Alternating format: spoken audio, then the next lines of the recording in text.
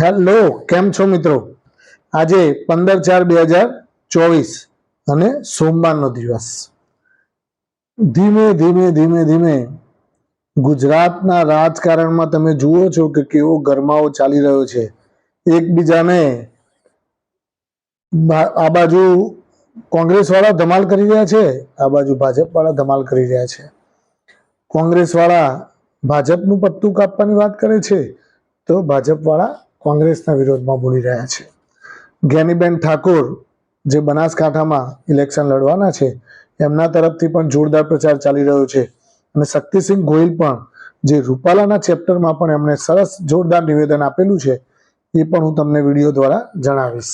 આજે આપણે my profit point ચેનલના માધ્યમ દ્વારા આપણે આવતીકાલે જે રૂપાલા સાહેબ 16 તારીખે જે ફોર્મ ભરવા માટે ઉમેદવારી નોંધાવવા માટે આવતીકાલે વાતે ગાતે જવાના છે એના વિશે આજે આપણે ચર્ચા કરવાની છે. તો આપણે ચર્ચાની શરૂઆત કરીએ એ પહેલા જણાવી દઉં કે ક્ષત્રિય સમાજ દ્વારા જે મહાસંમેલન યોજવામાં આવ્યું હતું એમાં એમણે પાર્ટ 2 મહાવિરોધનું એક બીડું ઝડપેલું છે.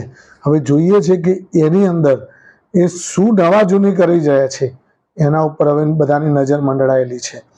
બીજી વસ્તુ કે રૂપાલા સાહેબ તમે જુઓ છો કે મક્કમતાથી હજી પણ એવું જ કહે છે કે આપણે આવતીકાલે પહેલા શરૂઆતમાં જાહેર સભાનું આયોજન કરવામાં આવશે, એના પછી રેલી કાઢવામાં આવશે અને એના પછી વાજતે ગાજતે અને વિજયભાઈ રૂપાણી, વજુભાઈ વાળા આવા દિગ્ગજ નેતાઓની સાથે મળી અને ઉમેદવારી ફોર્મ ભરવા આવતીકાલે જવાના છે.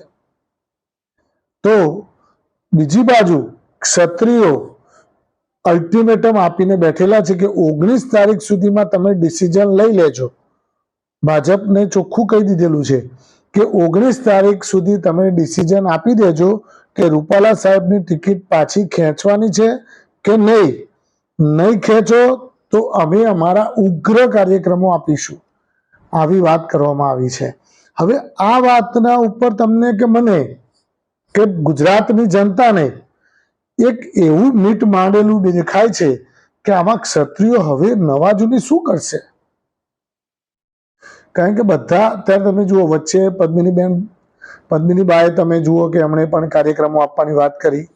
જે દીપ્તિબેન છે તૃપ્તિબેન એમના તરફથી પણ એક કાર્યક્રમો આપવાની વાત કરવામાં આવી હતી અને એક બીજા ઝાલા કરીને હતા પદ્મિનીબેન ઝાલા, એમના દ્વારા તો અગ્નિમાં એટલે કે આત્મવિલોપન કરવાની પણ વાત કરવામાં આવી હતી.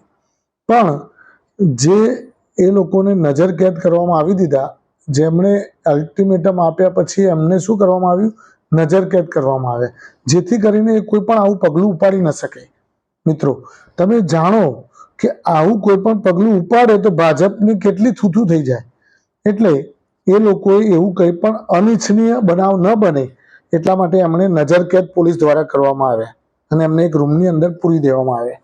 બીજી બાજુ રાજ શેખાવતને પણ તમે જુઓ, ડાયરેક્ટ એરપોર્ટથી કમલમમાં જાય એ પહેલા એરપોર્ટથી ડાયરેક્ટ એમને એરેસ્ટ કરી લેવામાં આવ્યા. એટલે આવી બધી વસ્તુઓ અત્યારે હાલ રાજકારણમાં જબરદસ્ત ગરમાવો આવી ગયો છે. હવે આવતીકાલે રૂપાલા સાહેબ જ્યારે ઉમેદવારી ફોર્મ ભરવા જશે ત્યારે શું ક્ષત્રિય સમાજની બહેનો કે ભાઈઓ એનો વિરોધ કરશે એ આપણે હવે જોવાનું રહ્યું. Thank you very much. ખૂબ ખૂબ આભાર.